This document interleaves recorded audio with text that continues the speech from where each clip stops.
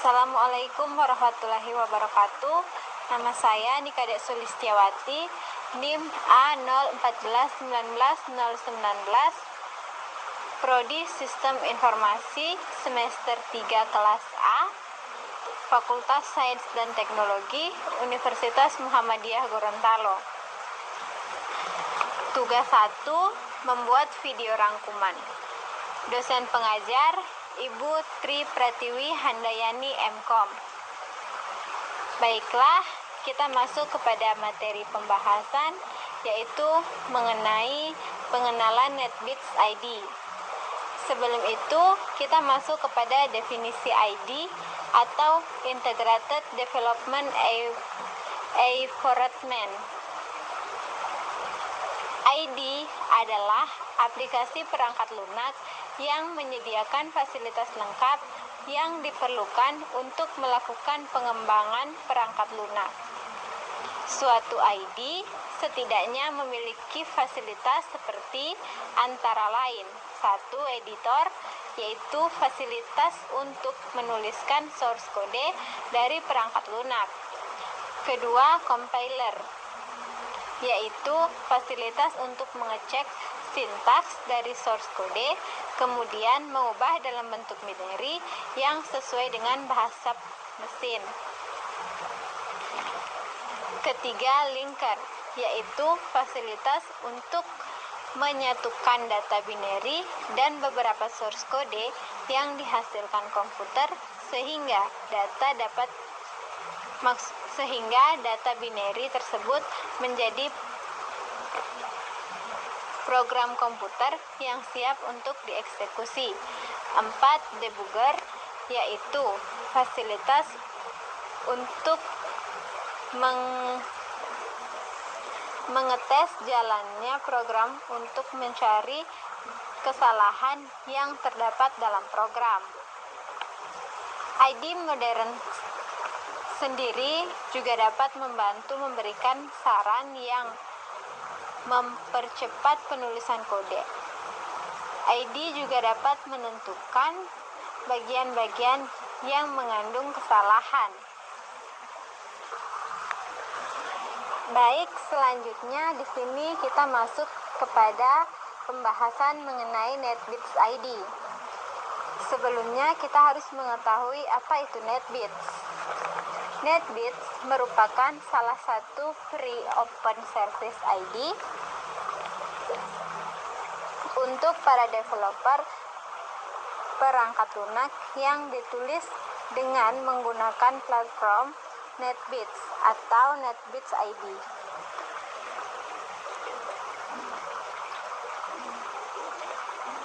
NetBeats ID mendukung semua tipe pengembangan aplikasi dengan menggunakan Java,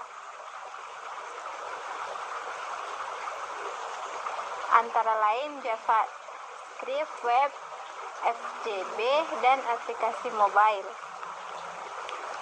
NetBeats mengacu pada dua hal, yaitu platform untuk pengembangan aplikasi desktop Java dan sebuah ID yang dibangun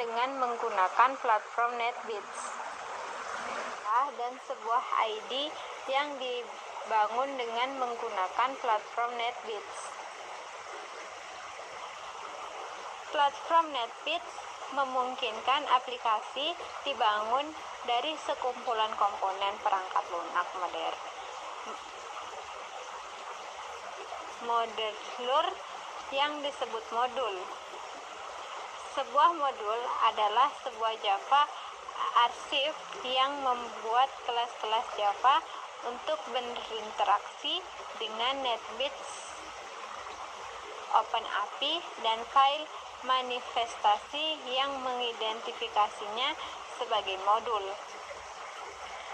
Dan nantinya NetBeats ini akan digunakan sebagai ID atau kita gunakan untuk membuat program bahasa Java.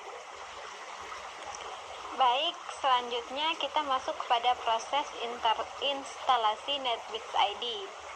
Baik, di sini kita masuk ke langkah-langkah menginstal NetBeats, yaitu Nah, langkah-langkah apa saja yang harus kita lakukan dalam penginstalan NetSuite? Antara lain yaitu yang pertama, pastikan JDK yang kita gunakan 1,5 atau lebih sudah terinstall di sebuah komputer yang akan kita gunakan. Nah, karena kita sekarang berada pada era tahun 2020, maka kita sudah tidak menggunakan lagi JDK 1,5 untuk tidak menggunakan JDK 1,8 ke atas.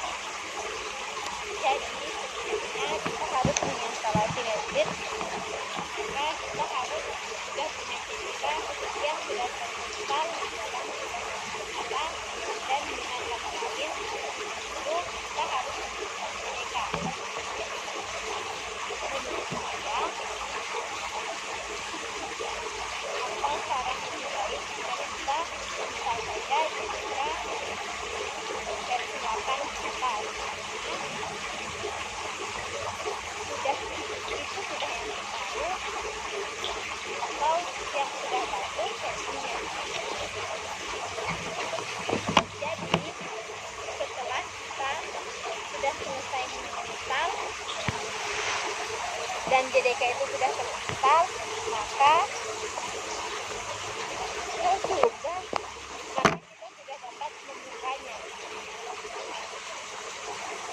Kita sudah bisa membuka Java yang akan kita ID.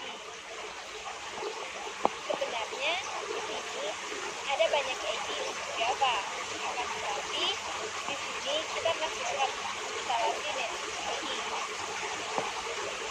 Pada umumnya NetSuite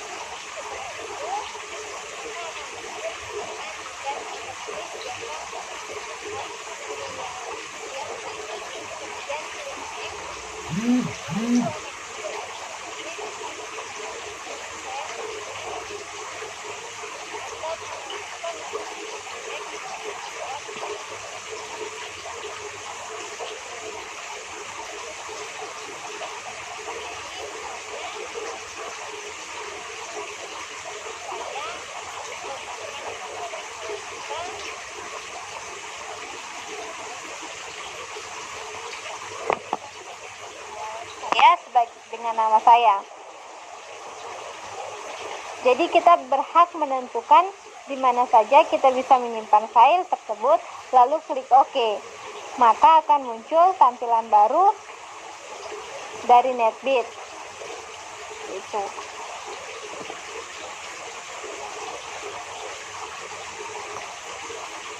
Baiklah, selanjutnya kita akan masuk pada pengenalan variabel. Sebelum itu, kita sama-sama mencari tahu apa itu variabel. Saya jelaskan sedikit mengenai variabel, yaitu variabel adalah bagian dari program yang digunakan untuk menyimpan data. Sebagai tempat menyimpan data, variabel harus dideklarasikan, yaitu diberi tipe data, nama variabel, dan dapat juga diberi nilai awal atau inisial. Aturan penulisan variabel dalam Java yaitu karakter pertama dimulai dari A sampai Z dalam huruf kecil atau A sampai Z dalam huruf besar atau dolar.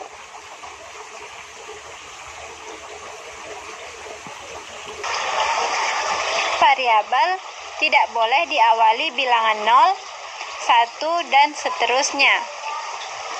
Setelah karakter pertama dapat diikuti kombinasi abjad, underscore, dolar, dan bilangan.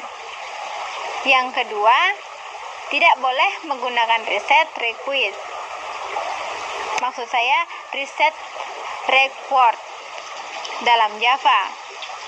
Reset record itu maksudnya adalah kata-kata kunci yang sudah dikenal dalam Java. Seperti misalnya meta. Kita tidak boleh menggunakan variabel meta karena memang di dalam Java itu sudah dideklarasikan atau sudah dikenal dalam library-nya, atau misalnya kita menggunakan stick, itu juga tidak boleh lagi kita gunakan, kecuali kita menggunakan statik. Tetapi karena statik itu sudah tidak di dalam library Java yang